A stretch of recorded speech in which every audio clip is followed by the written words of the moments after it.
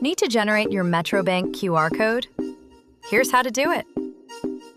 Open the Metrobank mobile app and log in using your account username and password or your biometrics.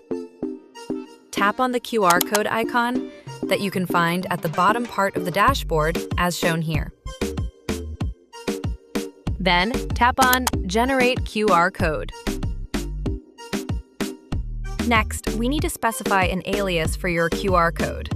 Tap on Enter Alias field and indicate the name that you want to use. Most people use the account name plus the bank name from which the QR code was generated for the alias, also referred to as the QR code name. Then you can also specify the amount for this QR code. This is useful if you will use this QR code to request funds or payment with a specific amount. Once you are done with the specifics for the QR code, tap on Generate to create the QR code.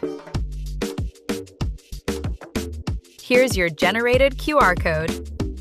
From here, you can tap on Save to your device to save the QR code as a picture, which you can later access from your phone's gallery or photos. You can also tap Share QR Code to directly share this QR code via email or any messenger. Do you have questions? Please drop them in the comments.